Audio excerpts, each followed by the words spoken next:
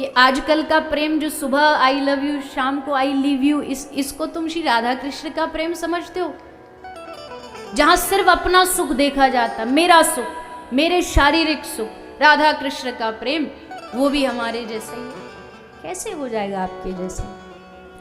देह का जहां एक लेश मात्र भी देह के सुख की चाह ना हो।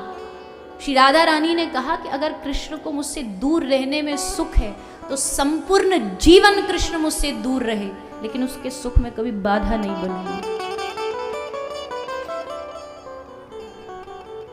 श्री कृष्ण के सर में दर्द है, नारद जी को श्री कृष्ण ने कहा मेरे भक्त के चरण की रज लेके आओ। नारद जी सारा दुनिया घूम आए, कोई दे दो चरण रज, कृष्ण के माथे पे लगानी है। सब कहते नहीं हम तो पाप लगेगा। अरे पाप पुण्य के डर से डरना चाहिए, पाप से ये हो जाएगा, पाप से वो हो जाएगा, नरक मिल जाएगा।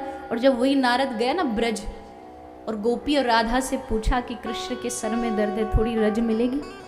गोपियों ने भर भर के मुट्ठी लेके दिया, ले जाओ। नारद जी ने कहा तुमको डर नहीं लगता पाप से, नरक से डर नहीं लगता? तो राधा ने और गोपियों ने रोते हुए कहा कि नारद, अगर कृष्ण को सुख देने के लिए हमको नरक जाना पड़े ना, तो एक जन्म नहीं सारे जन्म नरक जाने को तैयार।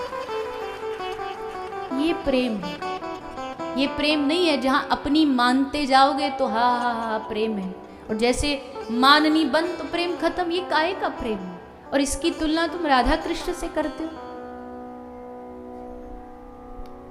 इसलिए ये हमें सिखाना पड़ेगा, ये हमें बताना पड़ेगा, ये आगे के भविष्य को मैं कोई अच्छी चीज देखने के खिलाफ नहीं। कोई आपको सिनेमा में वैसे तो आजकल अच्छी चीज कुछ बनती नहीं, और कुछ अगर बनती तो अच्छी चीज। ये सारी चीज प्रस्तुत करके हम क्या दिखाना चाहते, मुझे पता नहीं, अभी मैंने सुना नहीं। पर हम वृंदावन में थे, एक भैया आए, उन्होंने बताया कि कोई एक नया कोई सिनेमा का गीत आया, उसमें कुछ ऐसा आया है कि कन्हैया ट्विटर पर आ जाए, शब्द कुछ उसके ऐसे हैं। तो बोले हम विरोध करेंगे। तो भैया ठीक है, आप विरोध करो, अच्छी बात है, जो कर सकते कर। लेकिन हमेशा ये क्यों ही होता है कि हमारे आराध्य, जिनके लिए हमारे हृदय में इतना सम्मान है, उनके लिए ऐसे शब्दों का। तो अब पीड़ा थी तो इसलिए कहना जरूर। मुझे एक दो फोन भी आए, कहीं भी हमें ऐसे शब्द का, आप झूठ नहीं मानिएगा, मैं घर जाकर के मेरी आंख में आंसू थे। इसलिए नहीं कि कोई वस्तु ऐसी, लेकिन श्री राधा रानी के बारे में ऐसा क्यों? कोई आपके आराध्य के बारे में एक शब्द उल्टा, गलती उनकी नहीं, बनाने वालों की है, जिन्होंने बनाई है। क्यों ऐसे शब्दों का उपयोग किया जाता है? और क्यों सुने? इन कानों को सुनने से पहले ही फूट जाना चाहिए जो अपने आराध्य के बारे में ऐसा सुन ले। हम नहीं कर सकते, चलो हम विरोध नहीं कर सकते, मैं विरोध के पक्ष में भी नहीं हूं। विरोध करने से मुझे नहीं लगता कोई लाभ, लेकिन आप वहां से दूर हो जाएंगे। आप अपने कान को बंद कर लीजिए। अपने गुरु की कोई अपशब्द, गुरु का अपमान, कोई भगवान का अपमान, धर्म का अपमान कभी नहीं सुनो। या तो हिम्मत हो, सामर्थ्य हो कि डट के उसका तर्क करो, और अगर नहीं कर सकते तो प्रणाम करके, हाथ जोड़ करके वहां से उठ जाएंगे। पर सुनना नहीं, इससे भी अपराध बनता है, इससे अपराध बनता है। राधा कौन है? राधा कृष्ण एक आत्मा दुई देहधारी।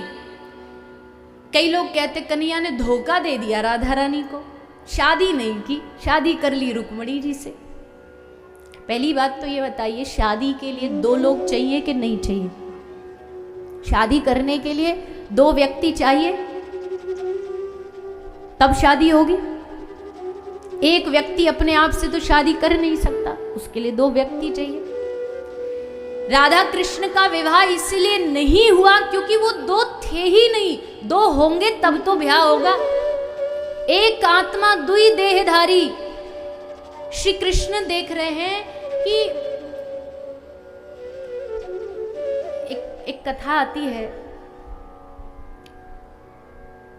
जब भगवान श्री कृष्ण द्वारिका में थे तो भगवान की 16,000 पत्नियों को लगा ये कृष्ण रात को राधा राधा राधा गा के रोते हैं, कौन है ये राधा?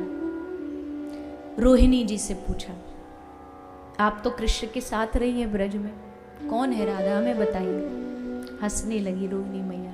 किसी की जिव्या में सामर्थ्य नहीं है राधा रानी के बारे में बता सके। नहीं नहीं, आपको बताना पड़े, बताइए। बुलाया श्री राधा रानी, रोहिणी जी को बिठाया। रोहिणी मैया ने कहा एक बात बताओ, कन्हैया कृष्ण कहाँ है? बोले वो तो सभा में बैठा है। अगर उसने राधा रानी का चरित्र सुन लिया तो अनर्थ हो जाएगा। पत्नी बोली ऐसे कैसे सुन लेंगे, यहां से कितना दूर है सभा, थोड़ी उनको कान में सुनाई देगा। हंसी रोहिणी मैया, तभी तो तुम प्रेम को समझ नहीं पाई। कितनी भी दूरी पर मीठा होगा ना, चींटी खींची चली आएगी। इस दुनिया में जहां राधा नाम होगा, कृष्ण दौड़ा दौड़ा चला है।